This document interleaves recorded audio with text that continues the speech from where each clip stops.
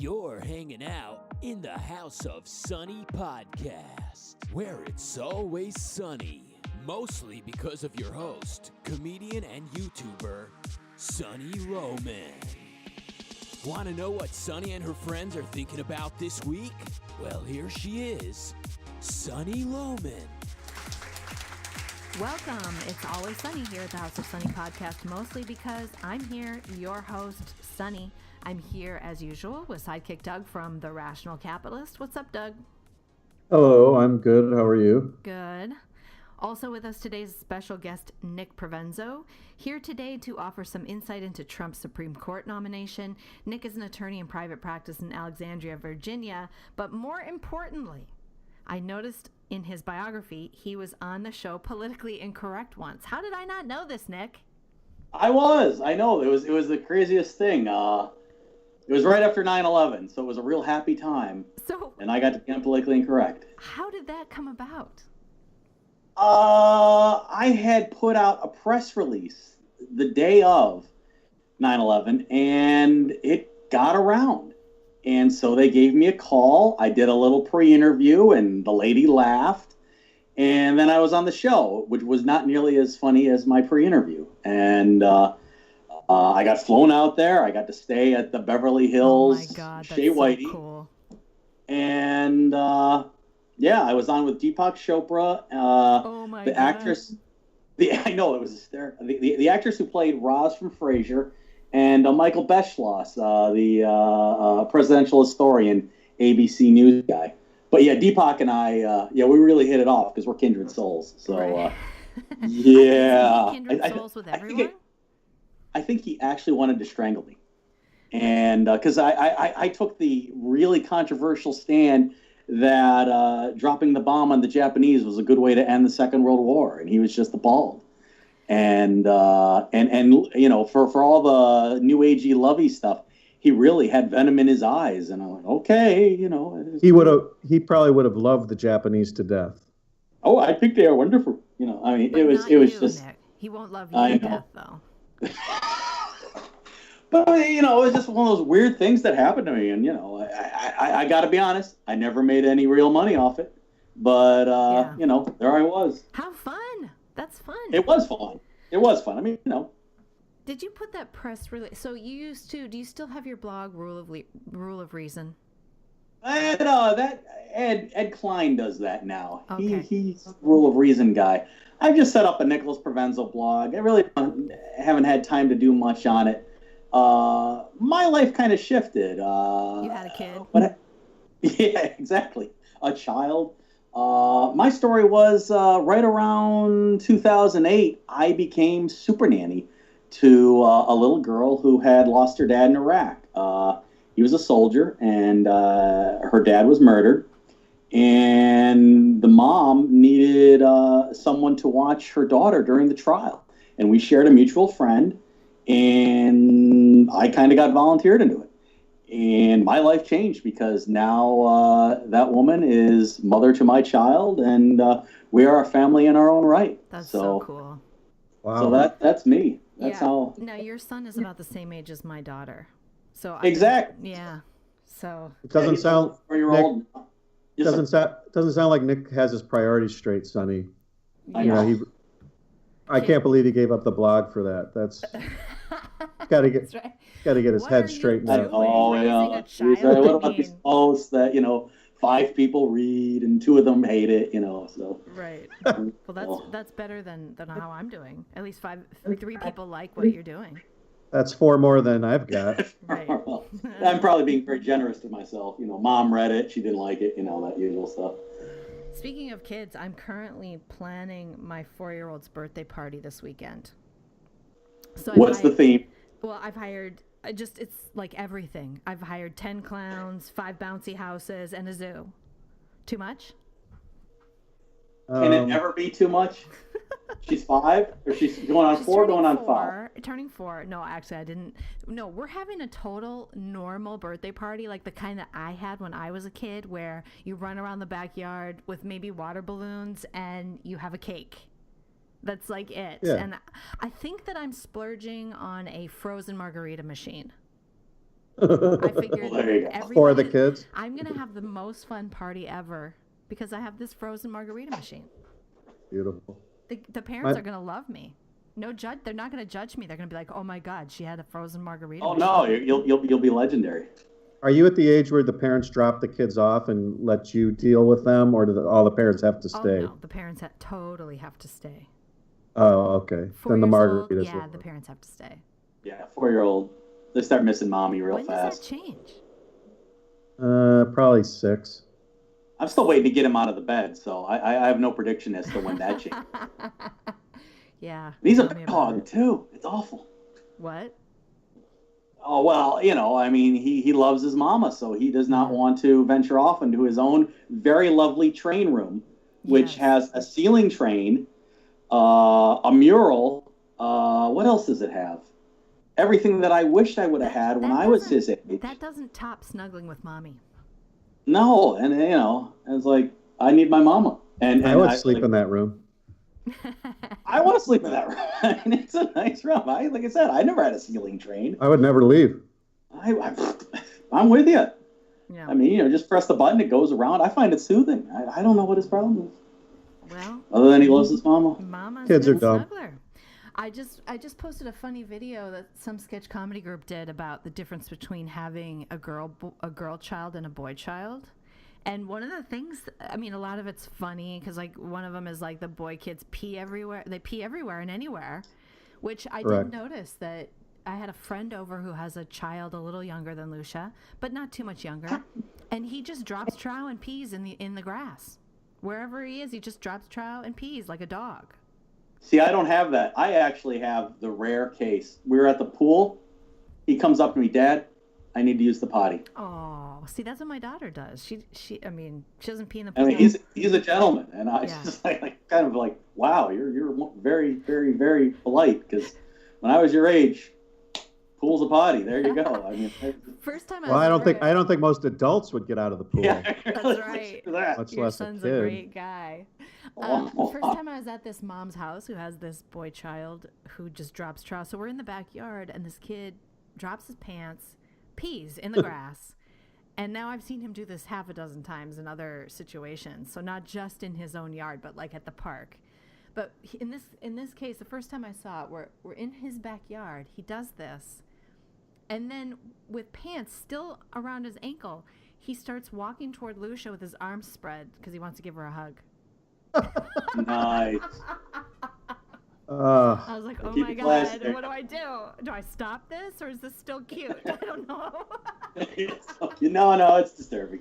It's cute until they're about 12. Yeah, then they're on the lacrosse Maybe team. six. And, Maybe six is when that'll change. Cool. I'm not sure, but he's When they join a fraternity, that's usually when that goes bad.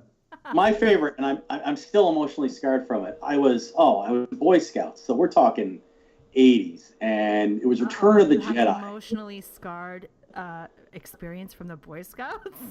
Yes. Well, I mean, we were all not. Let me continue. So we're at the theater. We're watching Return of the Jedi, and this dude sitting behind me just stands up, whips it out, and takes a pee. And now this stuff is rolling downstream because and what happened? And he decided to move. He was so disgusted by that he moved back a seat. And meanwhile, we're all having to vacate and everything like that. Turned out he was intellectually disabled. But I was like, what the heck? I was gonna say he just didn't want to leave. It was such a good movie. It was such a good movie. I mean, it's a long way. You might miss Yoda. Back when Star Wars used to be good. Back in the day. Yeah. So wait, this mother doesn't correct her child who pees everywhere? I don't even think mom was around. I'm talking about Sunny. I'm talking about Sunny. No, I'm sorry. I'm going back to Sunny. Oh, your guy. This little 3-year-old. No. I live in California, remember? Come on. So this is just natural now? We just pee everywhere? Well, yeah, I guess maybe, but, she has another baby. I think maybe she was exhausted and just was like, screw it. That was the impression I got. But the kid is obviously learning that the world is kind of available to him for peeing. So she's like the first mother that has 2 kids So she's just decided, I don't I can only know. take care of one. The other one can just pee wherever he is. I don't know, and I didn't want to ask. And then this video came out where the sketch comedy, like I was saying, and in that video is the kid peeing somewhere where he shouldn't. Like, so I realized, okay, this is something that boys just do. And then, what I was going to say, Nick, is that it ends with boys tend to be more clingy and affectionate with their moms. So. Oh, this one loves his mama. Yeah. That's definitely true. I have 2 boys. It's definitely true. Definitely true. Yeah. I'm sure it shifts at some point, but teenage years is when it shifts. Or after that. No. Yeah, because boys always love their moms. No, but guys leave and they get married and they disappear. And daughters stay around and have these close relationships with their moms. That's true. Sometimes. So at some point, point or they have venomous relationships with their mom. I'm banking on having a camping buddy and a cycling buddy. I need it. It's just get in shape. I need it. So yeah, I'm hoping. I'm hoping. My little bud, my little wingman. Yeah, that sounds like a dog. But anyway. It's a lot more work than a dog. Yeah, it is. I was just reading an article yesterday written by a millennial saying, hey, millennials, stop referring to your dogs as your children and stop saying that, like, you're a dog mama. You're not a freaking parent. 100%. I know. See that, and it's any parent just like, yeah, okay, keep trying. That's right. I'm guilty of when I was probably 30, we had dogs first before kids. And so people would ask us, do you have kids? And I'd always say, well, we've got a couple of dogs, and I didn't realize. Oh my God. I sensed that was somehow wrong. But then when I had kids, and now I talk to people who say that to me, and I just want to punch them in the face. Yeah. Oh, I'm exhausted because my puppy had to pee. It's like, you just don't even know. You don't even know. You don't even know. You don't even know. All right. Yeah, people have got to stop. Yeah, people have got to stop saying that. It's a trend. It's a new trend. And, it used to be that people really regarded their pets a little more callously also. I have this cat. There's something wrong with the cat. I need to take the cat to the vet. And I kind of got an estimate on it, and it's going to cost me hundreds of dollars just to figure out why my cat is too skinny. There's nothing else wrong with him. He's just lost weight, and I don't know why. And it's like hundreds of dollars, and I'm like, do I do it, And my significant other here grew up on a farm, and he's like, no. I'm like, yeah, this is our kitty. We have to do it. We have to spend the money. He's like, if Nico dies, we get another one. So yeah, that's take the cat behind the garage time. Yeah, put it in the bag, get the baseball bat out. Oh my God, that's put it in the bag. 2 leave, 1 comes back. Yeah. So normally we start our show with some jokes. So I have a joke for you guys, and then we'll get into the Supreme Court pick. Here goes. Speaking of jokes. Here's a joke. An old blind cowboy wanders into an all-girl biker bar by mistake. He finds his way to a bar stool and orders some coffee. After sitting there for a while, he yells to the waiter, "Hey, you want to hear a blonde joke?" The bar goes silent. And in a deep, husky voice, the woman next to him says, "Before you tell that joke, cowboy, I think it's only fair, given that you're blind, that you should know 5 things. The bartender is a blonde girl with a baseball bat. The bouncer is a blonde girl. I'm 6 foot tall, 175-pound blonde woman with a black belt in karate. The woman sitting next to me is blonde and a professional weightlifter, and the lady to your right is blonde and a professional wrestler. Now think about it seriously, mister. Do you still want to tell that joke?" The blind cowboy thinks for a second, shakes his head, and mutters, "No, not if I'm going to have to explain it 5 times. Oh! Love it. Didn't see that one coming, did you? All right. If you want to tell a joke for next week, call our number 707-681-5834 and leave a voice message. 707-681-5834. We play all the jokes, even if they're racist or dirty. So give us a call and leave us a joke. We don't have any jokes this week. Do you have one, Doug? Well, we were going to talk about Star Wars. Do we want to leave it till next time? No. You have a joke? No, but I have an observation Oh my God! No, I was talking about about a Solo. joke. No, I don't have a joke. That's your joke. Well, It's your I have funny I have a observation? I have a gross joke. If is that cool? Yeah, that's cool. Okay, I made this up the other day. What do you call an English guy that gets kicked out of the military? What? Bloody discharge. Oh no! Thank you. What's your Solo observation? It was about the fact that I think the Star Wars people have gotten a little lazy. You know how the jargon of Star Wars is so incredible and expansive, and there's planets and people and characters and all this stuff. So, did you catch what they're calling their currency? No.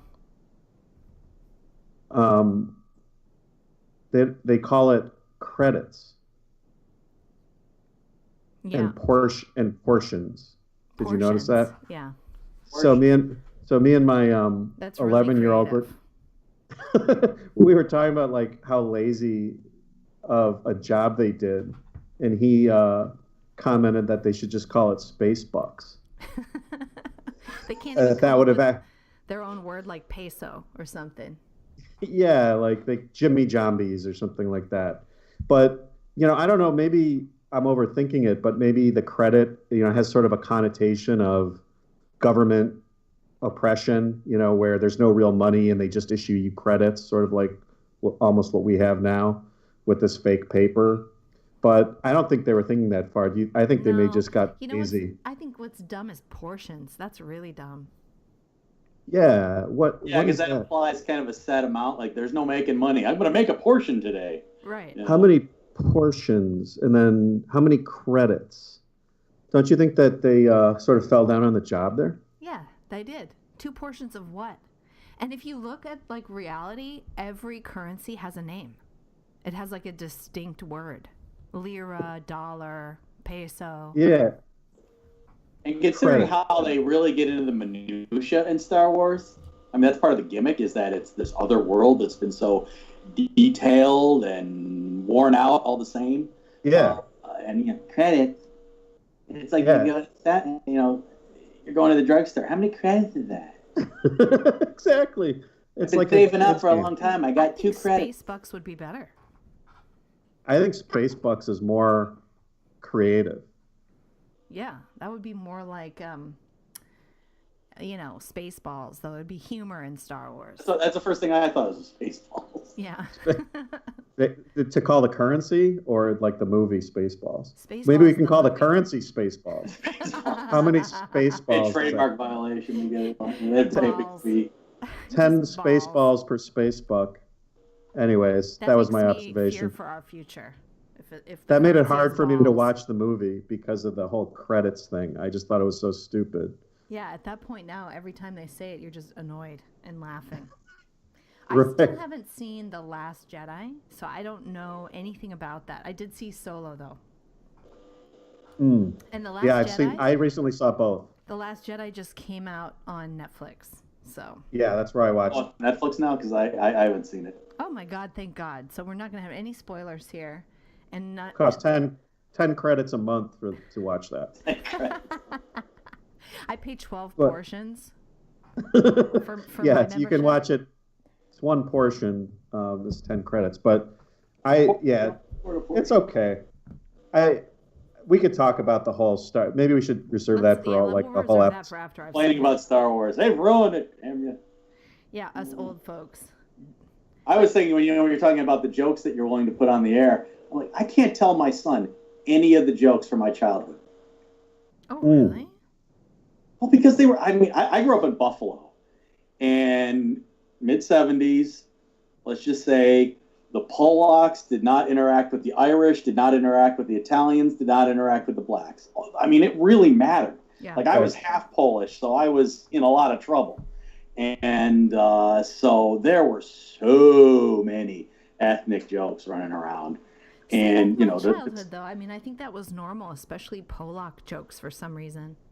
That's what a joke was. Yeah. A joke Oh, yeah. was ethnic joke, right? Yeah. Oh yeah, yeah. There were- The going to the bar. You had each ethnicity going to the bar, and then there was always the which race was going to come out with the wrong end of the stick. Right. So, We but just the taught- limericks too, The limericks, very. I was just gonna say, we just taught my daughter. We didn't really teach it to her, but we were singing it.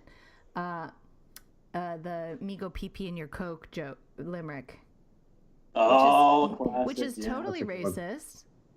Me Chinese, me play joke, me go pee pee in your Coke. Yeah. Oh yeah, She that's thought that was awesome. hilarious.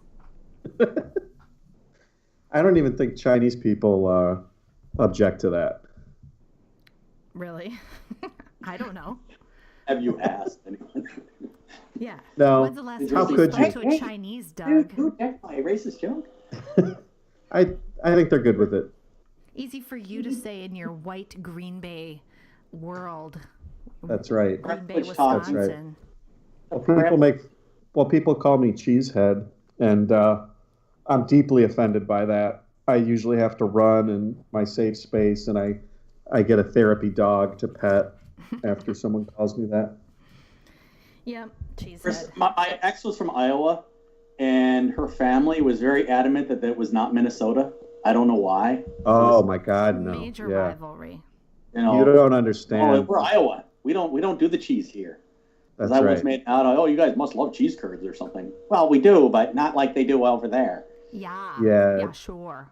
You know, Doug. Yeah, Doug is going to Minnesota tomorrow. He's going to go to a cabin in Brainerd, where the wood chipper was in Fargo. Oh yeah, That's also That's where right. Paul That stuff Bunyan happens in Land Brainerd. is.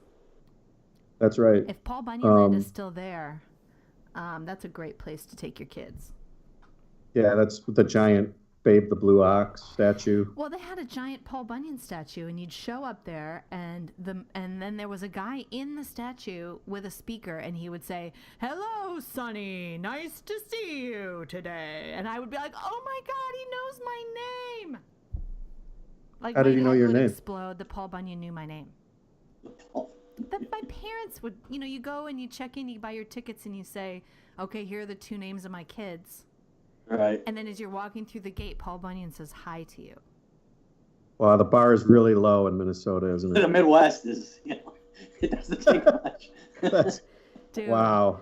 it's funny remembering when you were a kid how dumb you are, like how much you believe things like that. But yeah, I thought yeah. that was totally real. I thought he really With knew my son, name. it's the leprechauns. He's convinced that leprechauns are real. He's Yeah. absolutely convinced, and they get blamed for a lot of the things that happen in the house. Something gets broken, a mess is left behind. Alexander, did you do that? No, Daddy. It was the leprechauns. Oh, you can use Straight that to your advantage. You should. You could threaten them with that. I know. You could probably. Yeah. Oh, If I could get him to sleep in his own bed, I'd do it. Crying out loud. Exactly. oh, you probably could. That's bad though. The leprechauns. All right, well let's get. My into kid the- once asked me if Phineas and Ferb were real. I don't know who they are. Oh, come on. Cartoon characters. What do you mean? Oh, come on. You don't know who Phineas and Ferb are? No. Oh, okay. You haven't been exposed to the Disney Channel, apparently. A little bit, not a lot. Yeah, I try and avoid the Disney Channel. I think that's evil. There are a lot of really crappy shows on there. I'm just not willing to. It's awful. True. It's all manic. It's just screaming and yelling. It's I very hate it. manic, And laugh- the way Laugh track. the way they treat each other, the characters treat each other, I don't like. And Lucia's kind of a sponge for that stuff. Like whatever she watches, she really pulls in the language and the mannerisms. That's where she learns like how to be social because she's this only child, and Yeah. so she really picks up that stuff. And I realized that specifically because it was last year and we were evacuated. And so Lucia was watching a lot more TV than normal because we just weren't home and we were out of our routine because there were fires here. We were evacuated for 11 days. And Nice. I found My Little Pony, and she was just watching back-to-back episodes of that, like whenever, on the iPad, whenever we needed her to just kind of chill. And all of a sudden, she became this brat. Like, she was getting mad, and she was bratty, and she was having these major meltdowns all the time, which just was out of character. and I realized it was My Little Pony. And we stopped her watching that, and she got over that in like a day. Wow. Crappy show. Now, I know that's not Disney, but, I mean, you really have to be careful. And I think, Nick, you recommended Sarah and Duck, which is one of my favorite shows. I did. I love that. Yeah. As an adult, I like it. I know. And I find that British shows are actually, the British cartoons are the best. Way better. They're calm. They don't have exactly. this loud Sarah shrieking. Duck is calm, but you know, there's a lot of funny. He likes the slapstick with Duck, but then, you know, like they go to the park, they have a sit and think. I mean, you know, so there's no manic, no crazy. It's really creative. Yeah, Sarah is like this kooky, creative person who does whatever comes into her mind, and it's all kind of fantasy and fun, and she has a duck for a best friend, and it's great. They go over to Scarf Lady's house, which is a forgetful old lady, and they talk about the Olympics because Scarf Lady was in the Olympics, and it's just a really I qualify it as it's a really sweet, calm show. Yeah, you can't go wrong with it. A little boy can get some laughs out of it. Little girls can watch it and be happy. It's probably one of the most creative and most unique cartoon shows that I'm aware of, at least. Yeah, and on top of that, past favorites have been Peppa Pig and The Little Kingdom and these other British cartoons that are fantastic. Yeah, like Peppa Pig. Yeah. I think he's kind of outgrown Peppa Pig a little bit, but yeah, same with Lucia. She doesn't really watch those anymore. It's simple. It's simple. It's good story arcs. Every episode is like a little story. It's, you know, it's not boring. I could watch them. I did watch them. This is why I've become such an idiot. My brain is filled with cartoons, kid cartoons. Yeah. Last night, though, now Lucia's into The Princess Bride, and I've now watched it 5 times in the last month, which is so cool.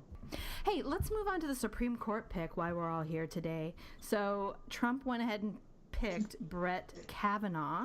I know nothing about him, and as I was saying before we started recording, I don't really know a lot about the Supreme Court, to be honest. I'm not an expert in law or the history of the Supreme Court or anything like that. And I know everybody online is going to take a position here. And so my position is like, I don't know.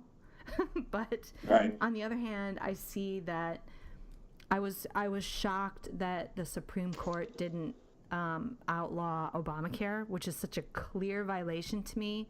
I don't really understand what's going on, why we're in this situation where obvious violations of our freedom like that pass and get upheld.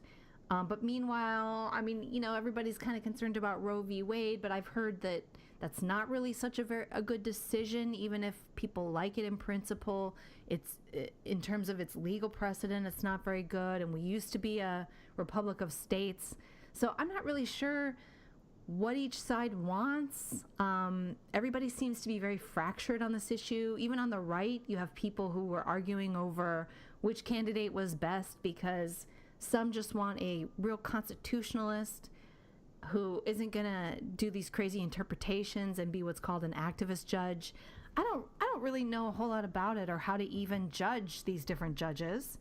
But anyway, Brett Kavanaugh was selected, and Democrats, of course, are freaking out. And one of the reasons they're freaking out is that they don't really have any say in it, because in 2013, Harry Reid changed the procedure in the Senate so that judges could be confirmed without a 60-person majority. So this is kind of a new thing, and Harry Reid did it.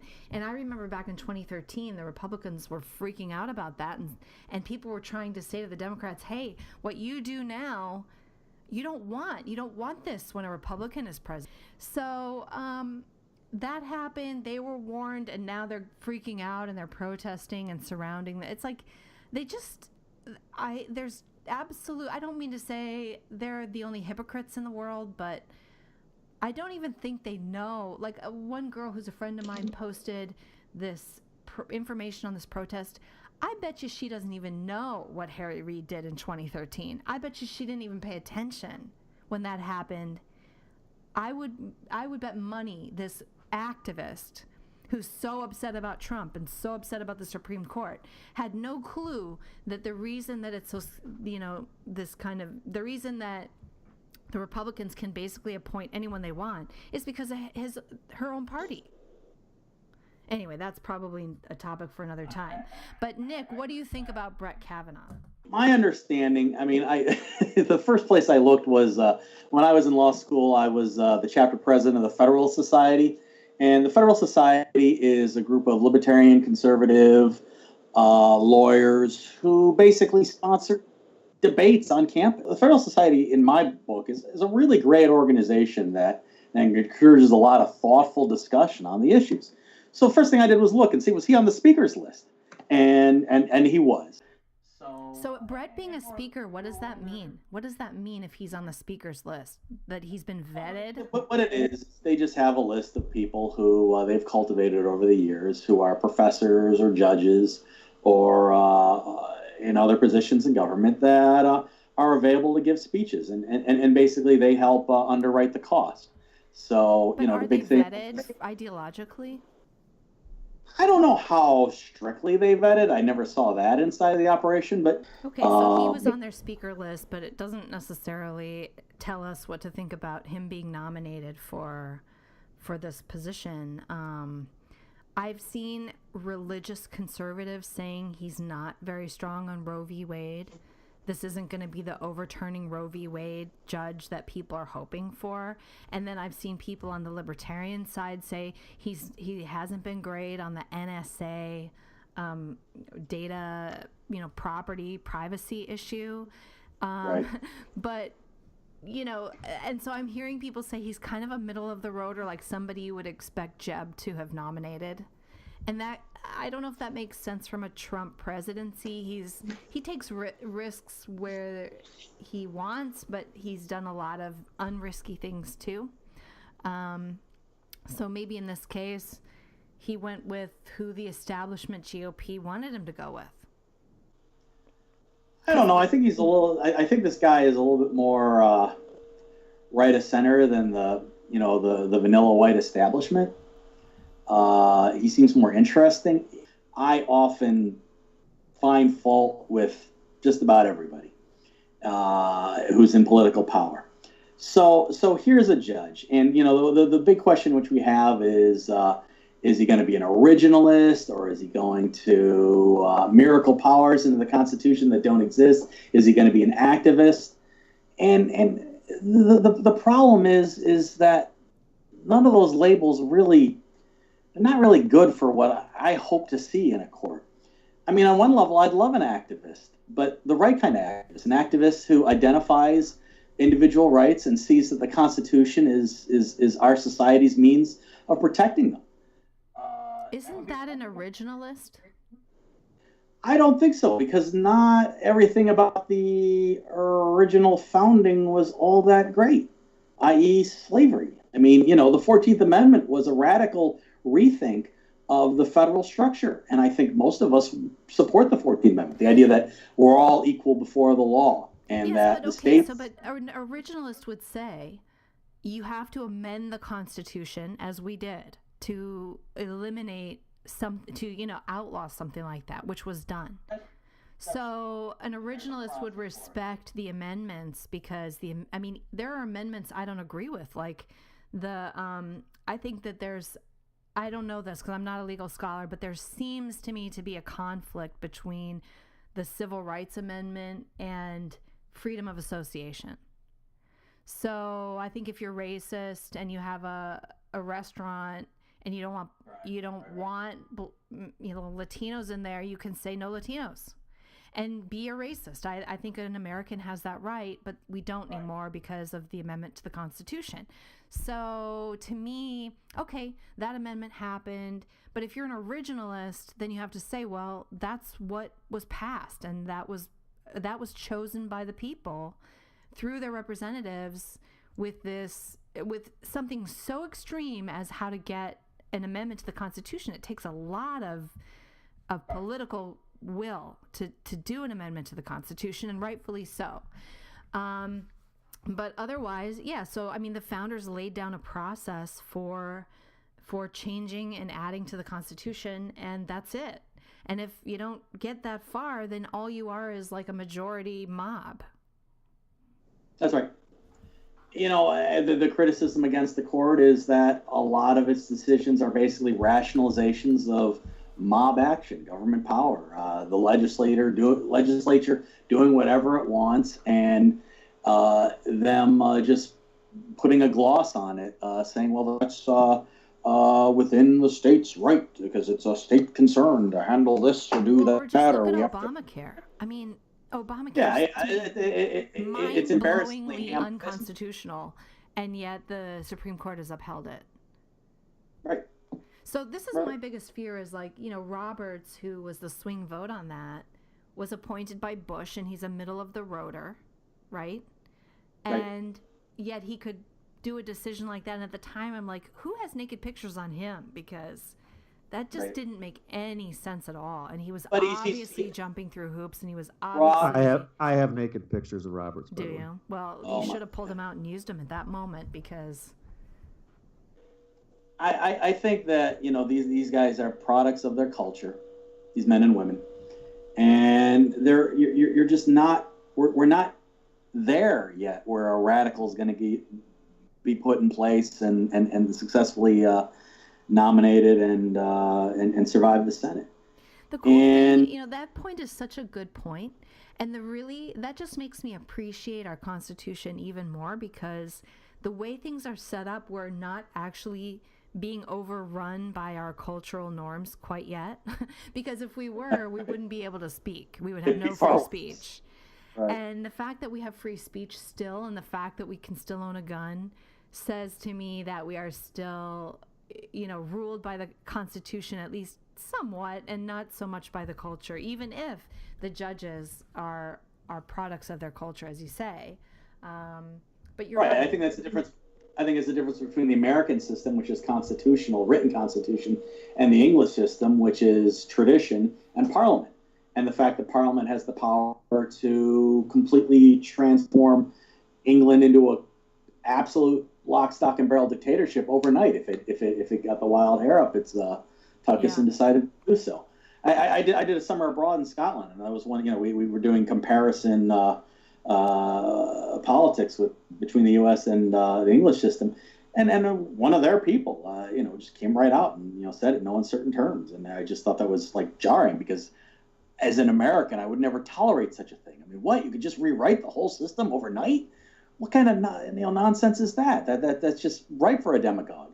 And it's just the cost of doing business in the UK, and they're quite content with it. So, Yeah.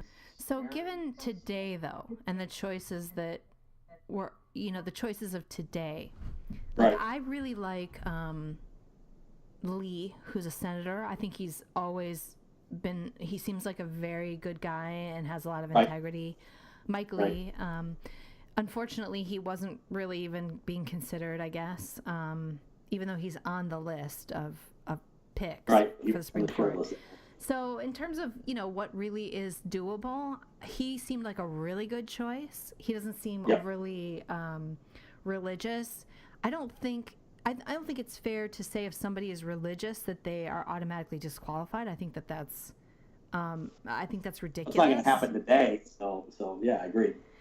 Yeah, I mean, that's ridiculous. A lot of people can separate their religious. We don't have a society where something like Sharia law is gonna. Nobody's gonna put someone on the court who thinks Sharia law should be implemented, and I don't see anybody putting a Christian on the court who thinks the Bible should be implemented in some literal way. They're all legal scholars working within the American legal system and hopefully loving it and appreciating it, and that's the kind of person we want on the court. Yeah, I mean, Trump didn't nominate Roy Moore, so we caught a, That's right.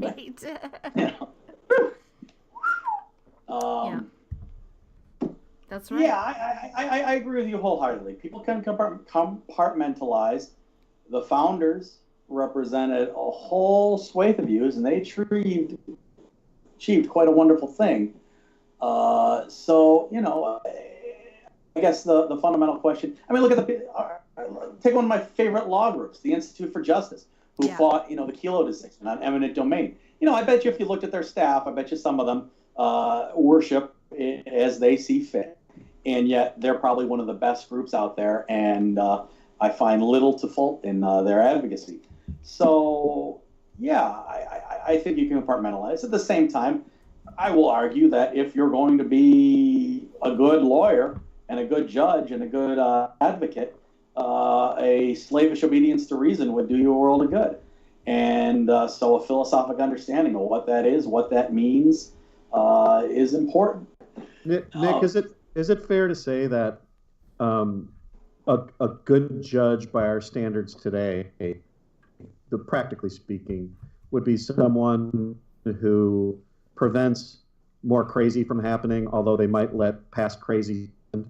So in other words, they seem to respect prior precedent, even if we disagree with it. Once the Supreme Court ruled that Obamacare was constitutional or whatever crazy thing was constitutional 10 or 20, 50 years ago, they tend to let that stand, and the best we can hope for might be that, or the current court, more crazy or more bad from happening. Is that a pretty fair way to look at this? I think so. I think that's what we're going to probably find. It's the great stare decisis debate. Let it stand. Stare decisis, let it stand. Let the previous decision stand, so we're not revisiting it and tying ourselves in a knot every couple of years trying to revisit prior problems. The in favor of that time saver. It prevents hearing or his decision is what if the decision is fundamentally wrong and not in character with the Constitution, and the court just got it wrong? Why shouldn't the court reverse itself? And ought it to, like Obamacare, frequently when the wouldn't it be wonderful if one day somebody gets their head straight and realizes, that decision was a disaster? Or any of them, there's a whole host of decisions that you can point to. Well, from the New Deal court that basically solidified the great sea change in American law that came with the New Deal. Well, and FDR's court reversed precedents from merely a few years before, right? Right. So when these guys are going up on the Hill and they're being interviewed by the Senate, a lot of times, are you going to overturn Roe v. Wade? I think that's a dumb question because they really can't answer what they're going to do in a future case.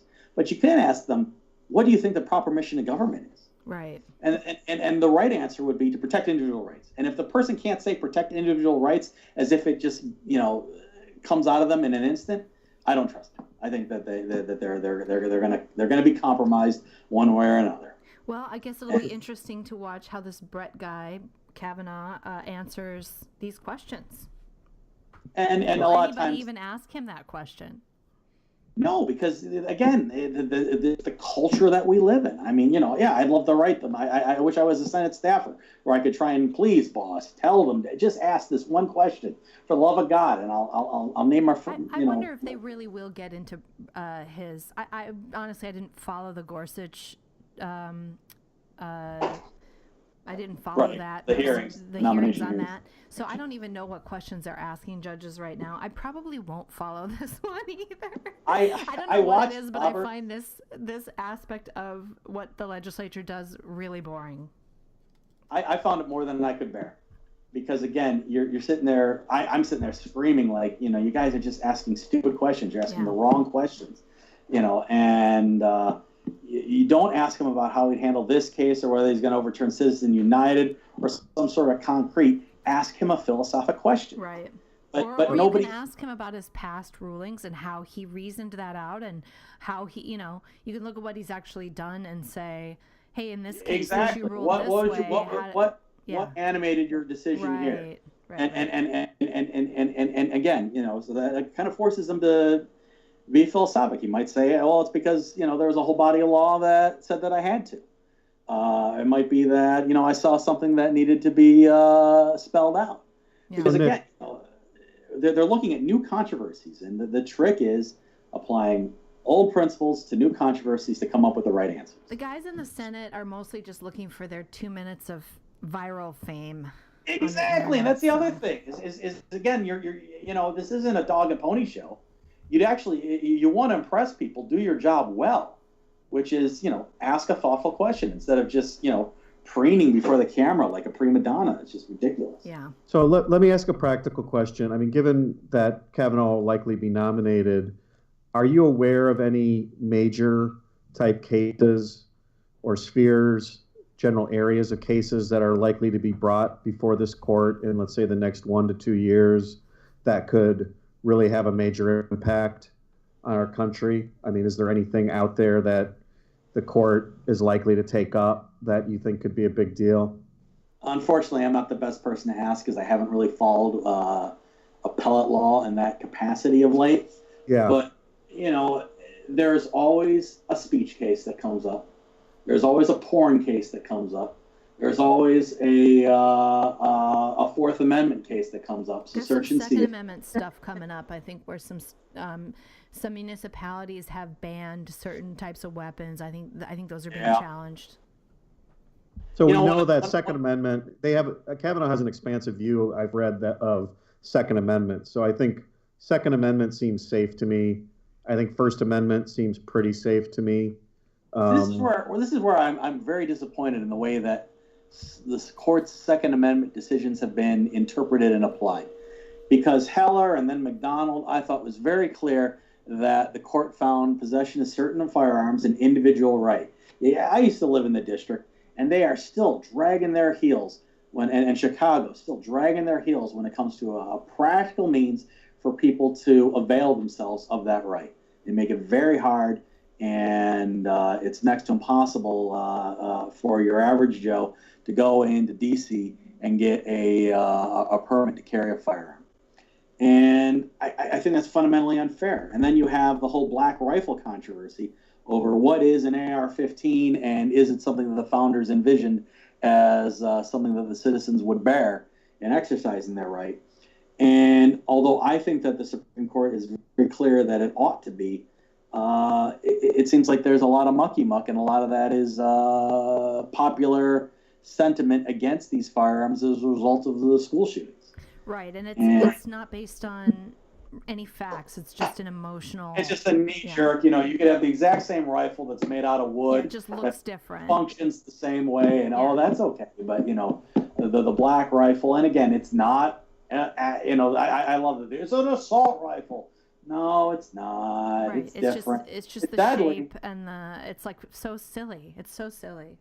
And also, it's. I mean, my partner's late husband. Even if it were, if you look at the statistics, and I don't really know a lot about this either, but if you look at the statistics of what people use to protect their homes and what actually works in scenarios like the LA riots and things like that, which are really, that there are these types of rifles that work the best for protecting your property.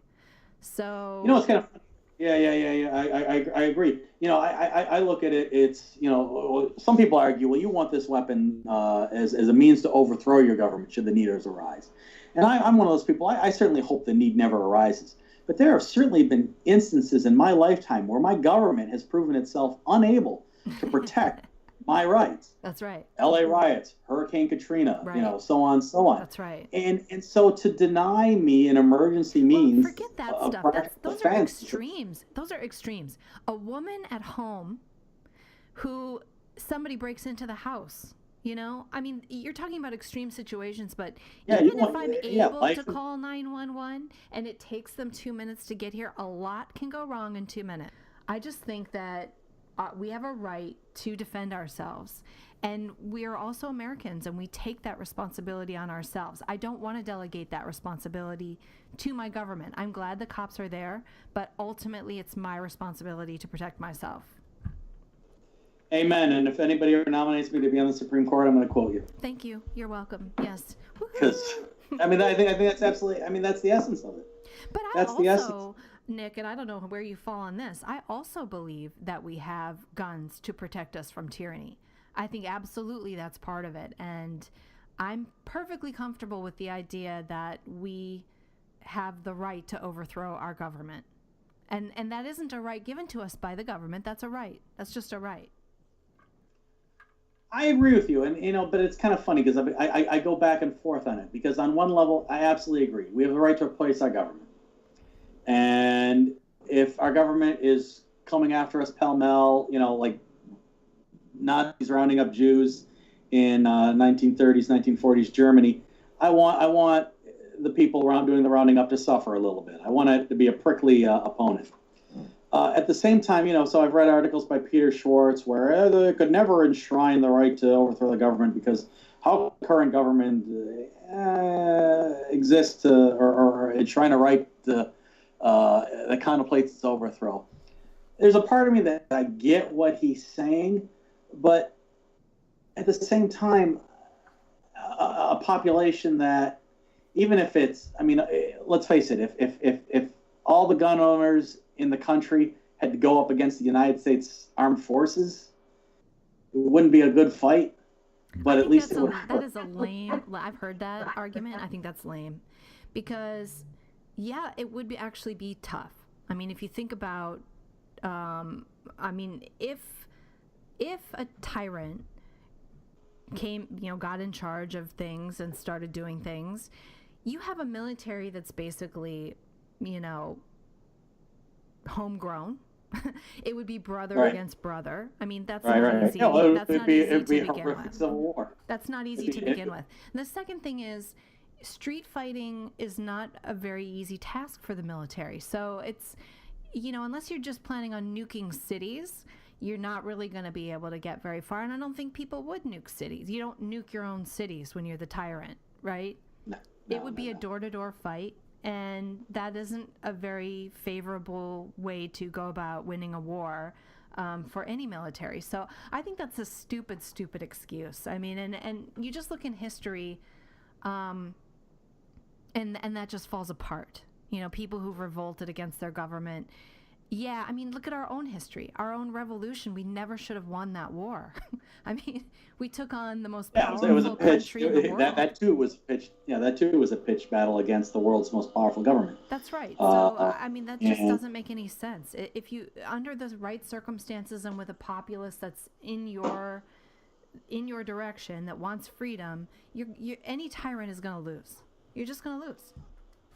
Have you seen the argument by John McCaskey that he wanted to abolish the Second Amendment because he believes it's poorly worded and replace it with a newer amendment that specifically enshrines the right to self-defense, but then allows like a three-bullet maximum? Yeah, I saw that. Yeah. Ridiculous. I really was so sorely disappointed with the whole of that reasoning, because I think that the Second Amendment is perfectly fine. Yeah. The way the Second Amendment is worded, it's like, I think that babies are cute, therefore I have the right to to bear arms. That's what the Second Amendment reads to me. There's the reason that ostensibly justifies it, and then there's the Declaration of the Right. And the Declaration of the Right stands on its own. So the idea that the Second Amendment is poorly worded just doesn't hold water with me. But then the three-bullet minimum, you're going up against, the thing that a criminal has is the advantage of surprise. Yeah. They're the ones who set the term for the engagement. So, you're sitting there, you're being jumped, and you're supposed to be the gentleman who operates with three bullets, and hopefully one of them will hit. Well, three bullets isn't enough either. It's not enough. It isn't enough. It's not necessarily enough for one perp, let alone several.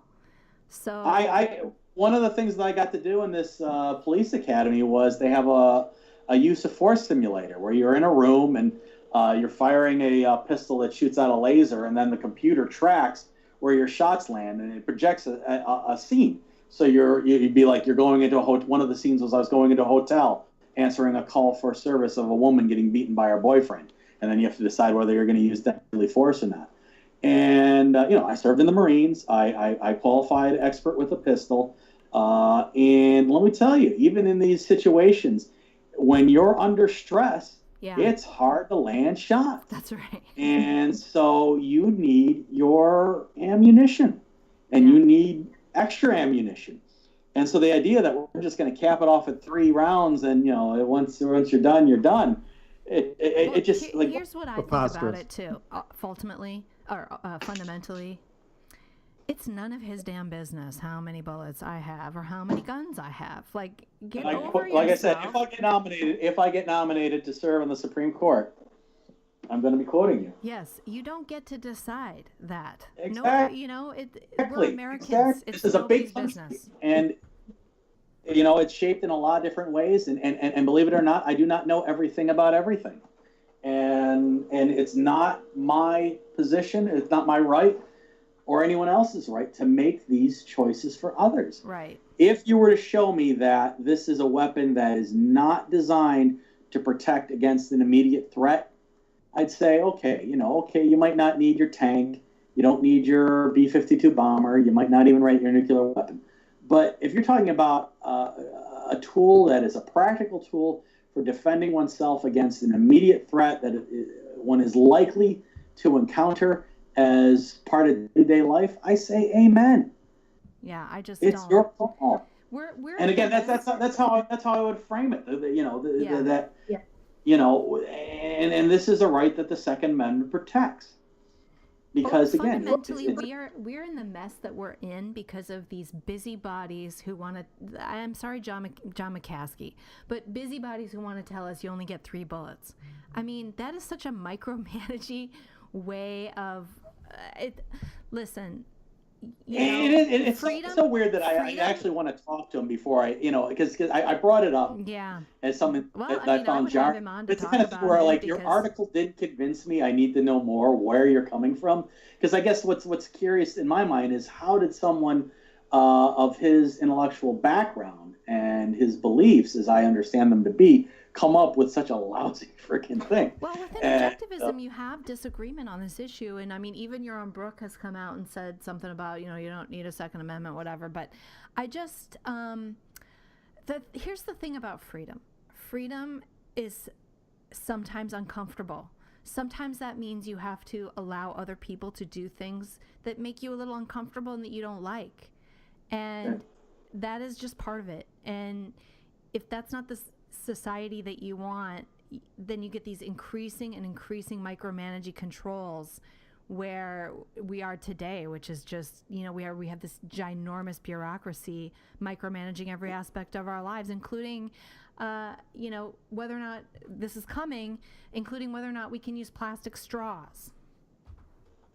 Right. Well, like I always say, we'd all be safe if the government put us all in cages. Right. Right. And freedom is just, it's exercising your own judgment and suffering the consequences, plus or minus. People are going to make mistakes and bad things are going to happen, but that's freedom, and I would say fewer bad things happen when men are free. That seems to be the case, or at least certain kinds of men, Right. Anyway, that is it for our show today. We've gone 20 minutes over our normal time frame. And thank you, Nick, for joining us. Where can people find you? Thanks for having me. Where can people find you if they want to? I have my firm website, which is provenzolaw.com. And I have a private blog, which is just search my name, Nicholas Provenzo. Right. And again, I'm an attorney in Virginia, and I'd love to help you if you're a Virginia resident and have a legal problem. Great. And thanks to all our listeners, especially my Elite Squad. Let us know what you think in the comments sections. We always like to hear your thoughts. You can follow me on Facebook at Sunny Lohman. Subscribe to my YouTube channel, House of Sunny. You can find Doug's writings at The Rational Capitalist. And if you enjoy the show, consider joining my Patreon Elite Squad. We are completely fan-funded right now. And you can get mugs, t-shirts, access to our secret Facebook group, and more. Go to patreon.com/House of Sunny to join up. And we'll talk to you next week.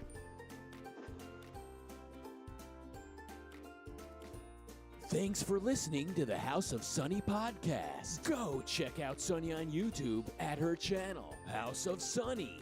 Everything Sunny does is fan-funded. And because she's likely to get kicked off and demonetized on every platform at some point, please support her over at patreon.com/House of Sunny. Become one of Sunny's Elite Squad and have access to behind-the-scenes footage, t-shirts, special events, and more.